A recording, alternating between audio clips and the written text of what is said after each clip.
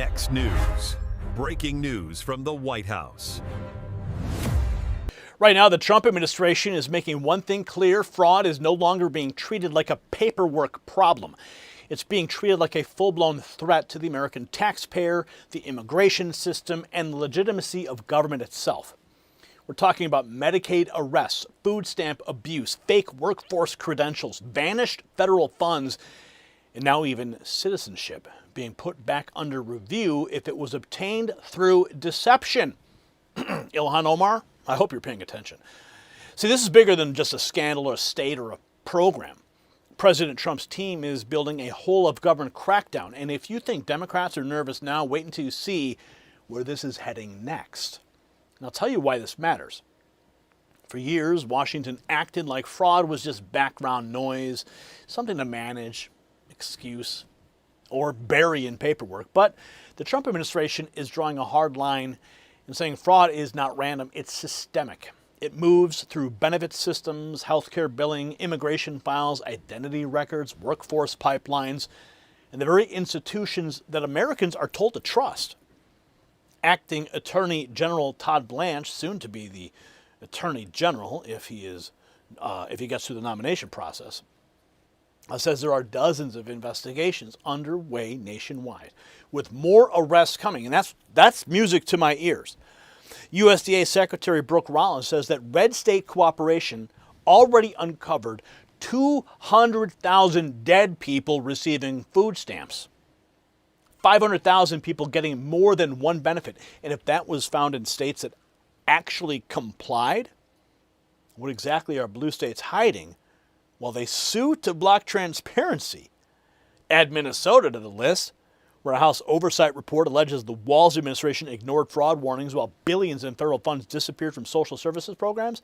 Oh yeah, this is not bookkeeping. This is a test of whether government exists to serve citizens or protect the fraud machines Democrats built and defended. And while Washington finally starts exposing fake systems and fake numbers, smart Americans are also asking how to protect their own future in a world built on fragile paper promises. So if you could go back in time and buy oil before the world relied on it, would you? Of course you would. Anyone would. So why aren't you buying silver right now? The people who recognized oil early didn't just make money, they got ahead of one of the biggest economic shifts in history. And today, a similar opportunity is unfolding with silver because, you see, listen to silver. It's more than a precious metal. It's a critical resource used in solar panels, electric vehicles, defense systems, AI infrastructure, and the massive industries that are powering the future. That's why Americans are turning to Noble Gold Investments. If you want to learn more, go to nextnewsgold.com right now.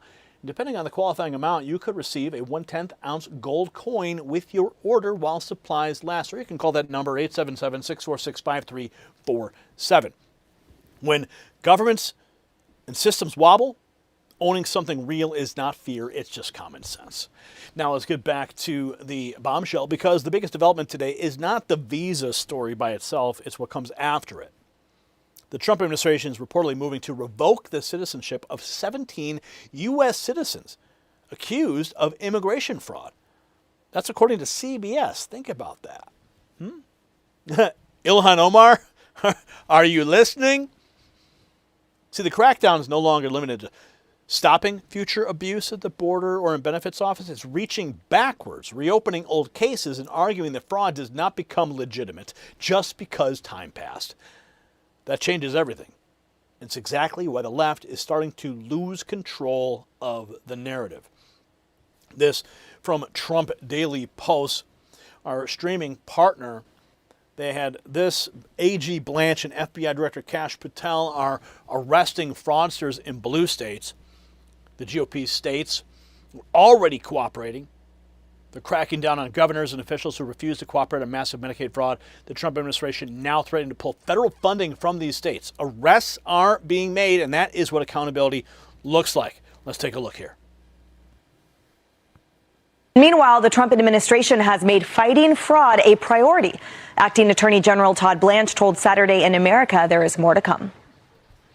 in some states, they're making it almost too easy for fraudsters to do what they're doing. And you do have state employees who are aware of how easy it is in some states to steal from the American taxpayer. We have dozens of investigations going on all over this country, and you're going to see more and more arrests as the weeks and months go on, because this is something that became a real crisis that we are now addressing with the full weight of the federal government.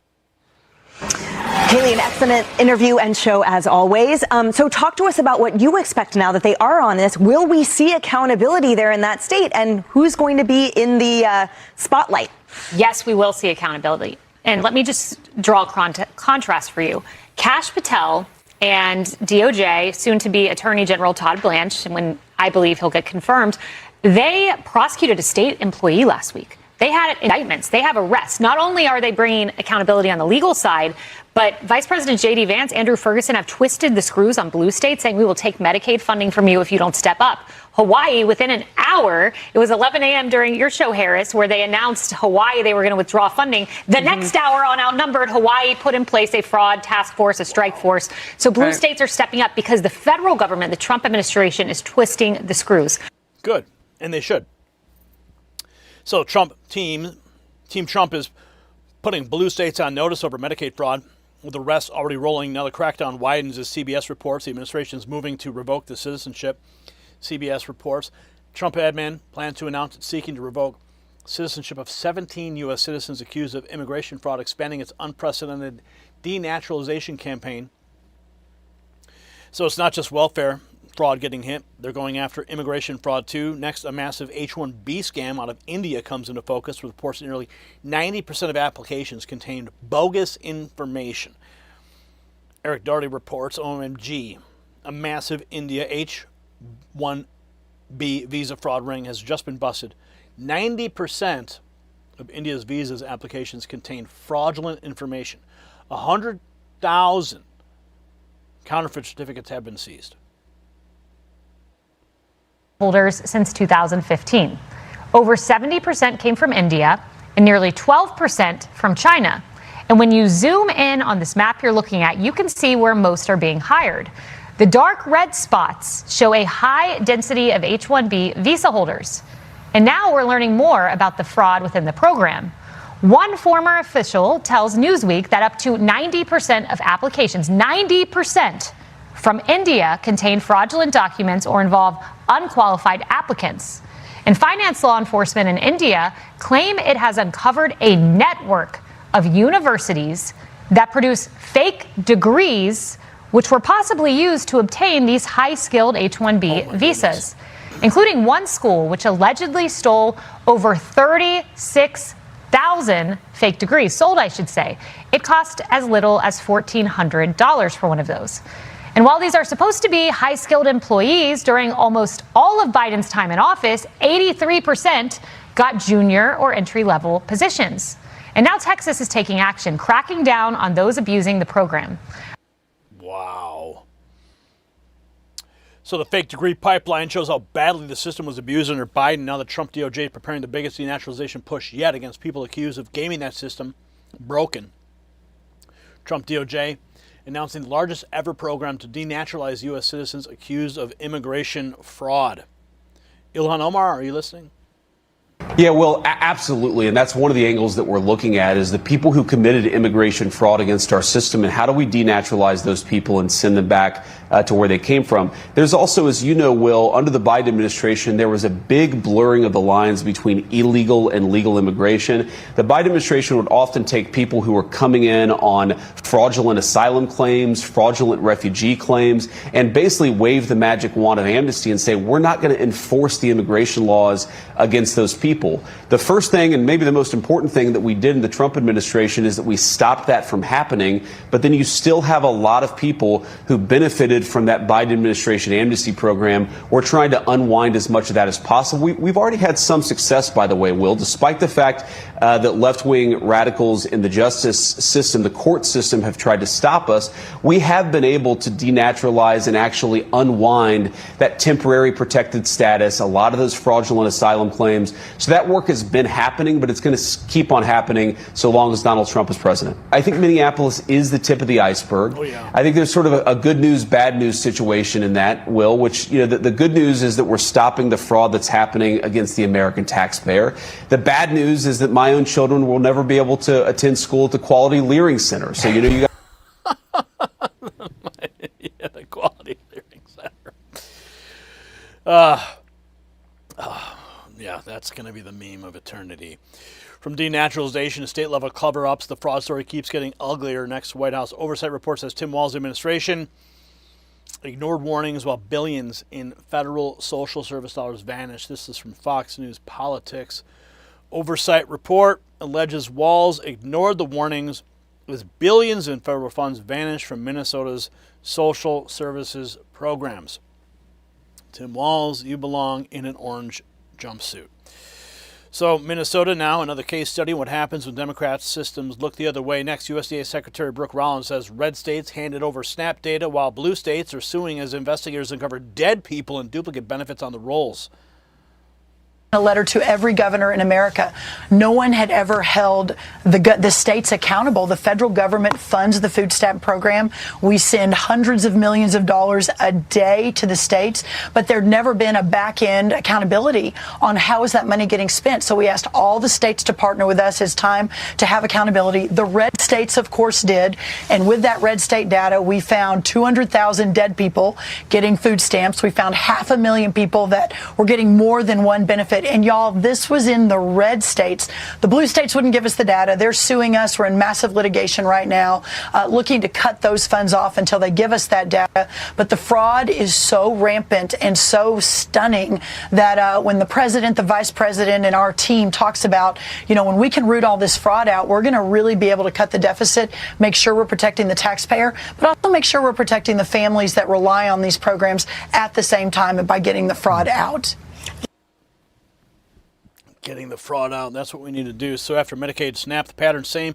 Accountability from Trump, resistance from the left. Meanwhile, Hakeem Jeffries is melting down over Trump's D&I pick, Bill Plute, and openly hinting that he could hold up a FISA bill. Timu Obama, Hakeem Jeffries, is erupting in panic after learning Plute will be named acting director of national intelligence and could purge more deep staters or uncover election fraud. Let's go.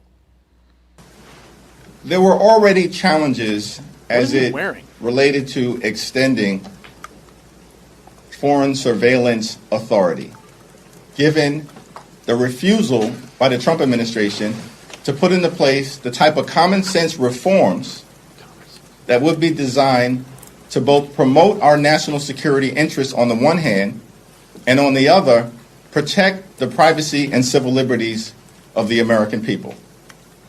The negotiations prior to Trump's announcement with respect to Bill Pulte were already in a very sensitive place.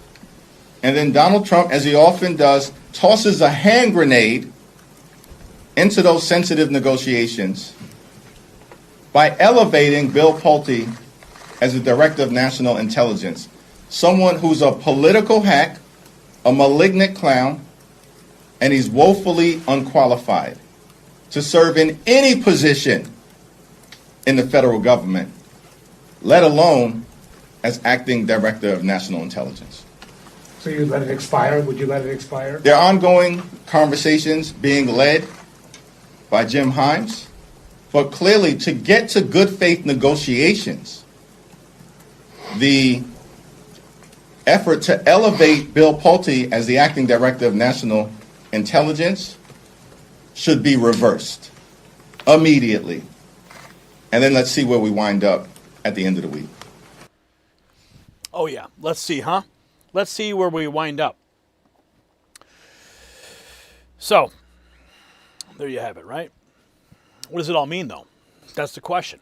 It means fraud is becoming a governing framework for the Trump administration. Not a slogan, not a one-off task force, a framework. If a degree was fake, the visa gets questioned. If an identity was manipulated, the benefit gets cut off. If a state hid the records, federal money gets threatened. If citizenship was obtained through fraud, even that may be revisited. That's the escalation. The common thread is verification. Can the system prove who people are, what they qualified for, what they took, and whether government officials look the other way? Minnesota is the symbol. The H-1B story attacks the screening system. Denaturalization goes straight to the idea that the old fraud should stay protected forever. And the panic over Bill Plute shows the deep state knows accountability may be coming to their side of the building too. And that's why this story matters so much.